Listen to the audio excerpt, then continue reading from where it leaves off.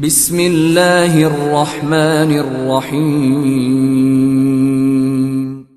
In the name of Allah, the Beneficent, the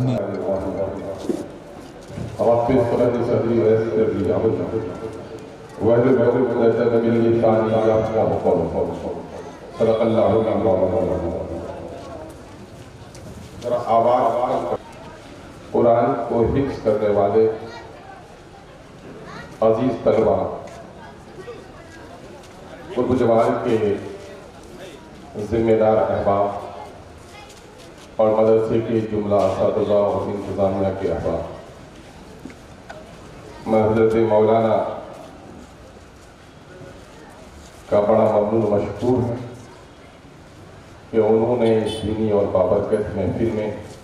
نہ صرف آنے کا مجھے حکم دیا بلکہ آپ سے روبرو ہونے کا بھی موقع دیا۔ اس طرح کی محفلوں میں ہم جیسے لوگوں کا شریک ہونا برکت کے لیے، علم و آگہی کے لیے، اگر کچھ کہنے کی جسارت کرتا ہوں تو افکار کی تطہیر کے لیے۔ اس وقت یہ بچے جن کی دستار بندی کے طفیل سے اس وقت اس بابرکت محفل کا انعقاد کیا گیا ہے، اللہ کی وہ بڑی نعمت جس کے تعلق سے اللہ تبارک و تعالیٰ نے اپنی کتاب مقدس میں دین کے اہتمام کے ساتھ اپنی نعمت کے تمام کرنے کا اعلان کیا۔ قرآن مقدس کو ان بچوں نے حفظ کیا ہے۔ میں اس کے لیے ان تمامی بچوں کو مبارکباد پیش کرتا ہوں اور اللہ رب العزت سے دعا ہوں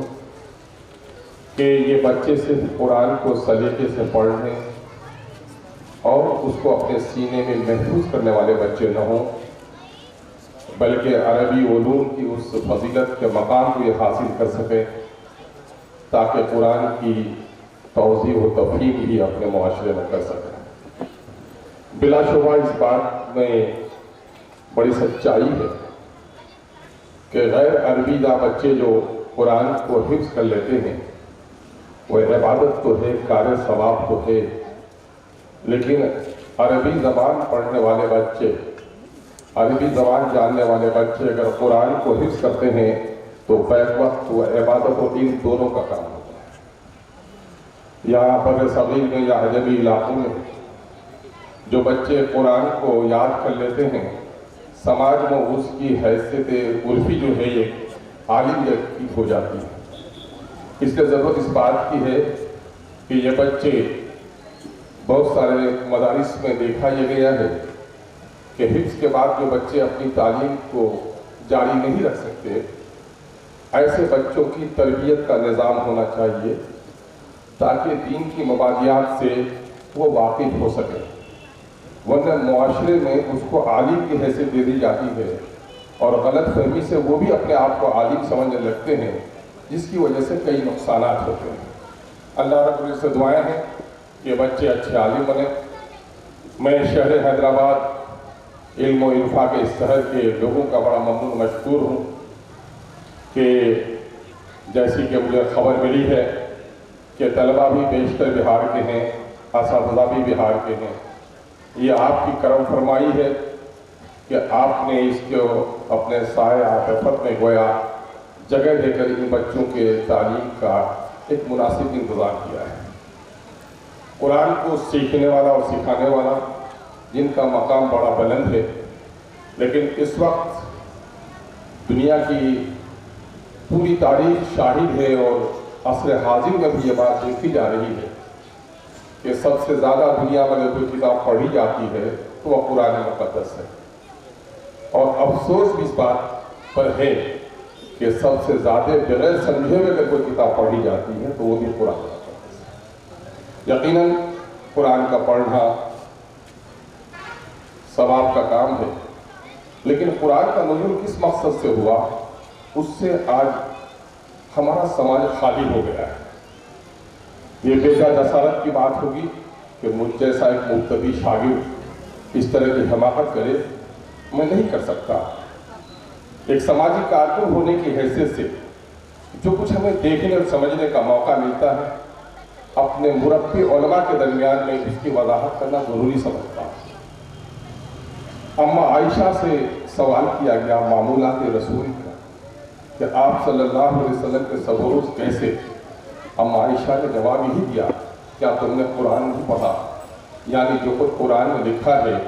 آپ صلی اللہ علیہ وسلم اس کی چلتی پھرتی گویا ایک تصویر ہے آپ۔ لیکن آج ذرا دل پر ہاتھ رکھ کر ہم سوچیں، یہ قرآن جو توحید، رسالت اور آخرت کی بنیادی تعلیم سے ہمیں آگاہ کرتا ہے، اللہ کی ربوبیت، ان کی حاکمیت کا ادراک و احساس ہمیں کراتا ہے، ہمارے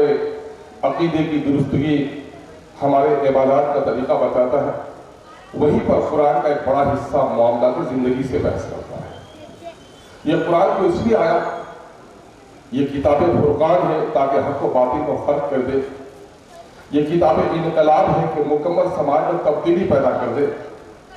کتابوں کا اور بھی ہیں، بہت سارے لوگ دعویٰ کرتے ہیں، لیکن شاید یہ مقام کسی کتاب کو حاصل نہیں جو قرآن کو حاصل ہے اور رہتی دنیا تک کے لیے ہے۔ وہ یہ ہے کہ اس کتاب کو آدمی پڑھے، اس کتاب کو سمجھے،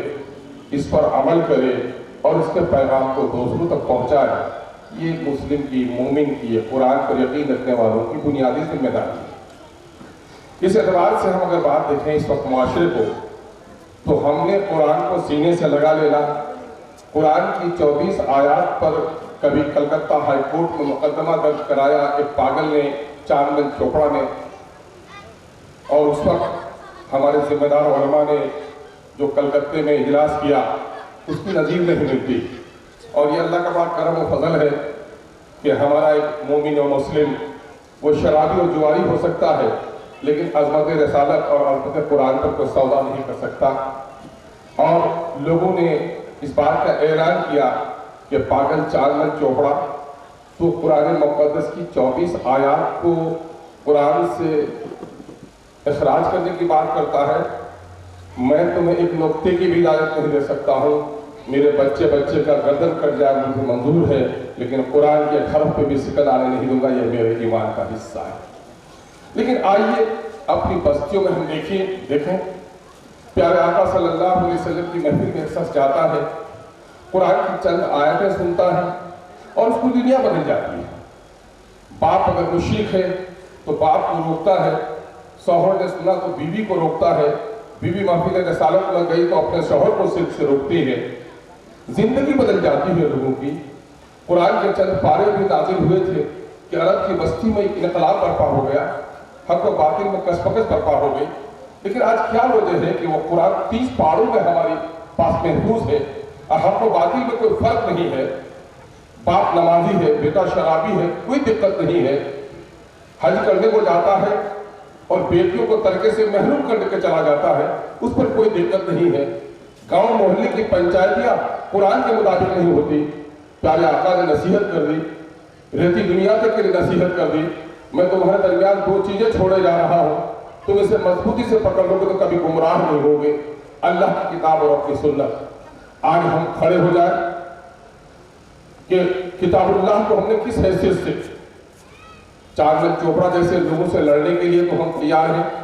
لیکن اپنی بستیوں سے ہم نے قرآن کو نکال دیا ہے۔ قرآن چیخ چیخ کر پکار کر کہتا ہے جو لوگ اللہ کی اتاری ہوئی آیتوں کے مطابق فیصلے نہ کریں، دراصل ایسے ہی لوگ کافر ہیں، ایسے ہی لوگ فاسق ہیں اور منصف ہو، بلکہ اس کا مخاطب تو ہر مسلم ہے کہ اپنی زندگی کے معاملات کو قرآن کے مطابق وہ طے کرے۔ آج ہم اپنے سینوں پہ ہاتھ رکھیں، احتساب کریں۔ قرآن ہمیں دعوت احتساب دیتا ہے کہ کیا ہمارے فیصلے قرآن کے مطابق ہو رہے ہیں؟ کیا اپنے رزق کا حصول، کیا اپنی سوسائٹی کے معاملات، کیا بال بچوں کی شادیاں، کیا ہمارے دوسرے طریقے کیا قرآن کے مطابق ہو رہے ہیں؟ تو شاید مجھ میں سے بہت سارے لوگوں کو یہ جواب دینا مشکل ہوگا کہ ہمارے معاملات سے اور قرآن کے فیصلے سے کوئی تعلق نہیں ہے۔ وہ معزز تھے، دنیا میں اس لیے تھے کہ وہ قرآن کو پڑھتے تھے، سمجھتے تھے، عمل کرتے تھے، اور ہم سب نے قرآن کو چھوڑ رکھا ہے۔ یہ بڑی فضیلت کی بات ہے کہ اس دور میں بھی ہمارے بچے قرآن کو یاد کر رہے ہیں، اور مجھے نہیں پتا کہ شاید دنیا میں کوئی ایسی کتاب اس کو اعزاز حاصل ہو کہ اس کو حرف بحرف کوئی محفوظ رکھ سکے میں سینے میں۔ اتنی تعداد میں یہ قرآن کا ایک اعزاز ہے۔ اللہ تبارک تعالیٰ سے دعا ہے، رب العزت سے دعا ہے کہ ہم قرآن کو سینوں میں محفوظ کرنے والے بھی بنیں، لیکن قرآن چلتا پھرتا، قرآن ہماری بستیوں میں بھی ہم کو دکھے کہ قرآن کے ماننے والے لوگوں کی بستیاں کیسی ہوتی ہیں، چونکہ نہ تقریر سے ممکن نہ تحریر کرے ہے وہ کام جو انسان کا کردار کرے ہے۔ تاریخ شاہد ہے کہ قرآن کو پڑھ کر اسلام قبول کرنے والوں کی تعداد کم ہے، قرآن پر عمل کرنے والے لوگوں کو دیکھ کر کلمہ پڑھنے والوں کی تعداد زیادہ ہے۔ اور آج اگر اس ملک میں ہم ہیں تو اس ملک میں ہمارا فریضہ ہے کہ یہاں اللہ کے دین سے کٹے ہوئے جو لوگ ہیں،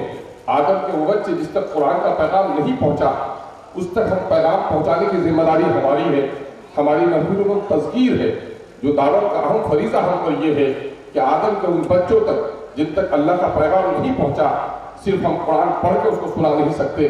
بلکہ ہمارے اعمال، ہمارے کردار، ہمارے روزمرہ کے معمولات، ہماری تجارت، ہماری سیاست، ہمارا طور طریقہ معیشت، ان تمام چیزوں کو دیکھیں کہ ہماری معیشت کیسی ہے،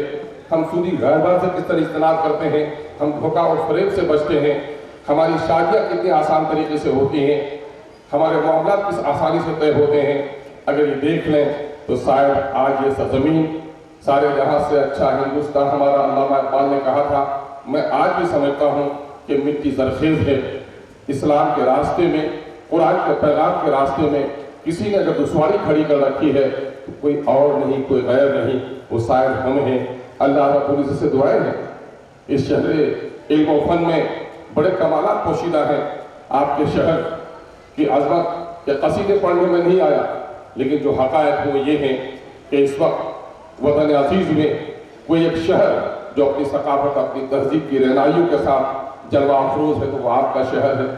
آپ کی دینی حمیت و غیرت، دینی علوم سے آپ کی رغبت، دینی علوم سے تعلق رکھنے والوں کی عزت و توقیر کا جو مرحلہ آپ کے ہاں طے ہوتا ہوا میں دیکھ رہا ہوں۔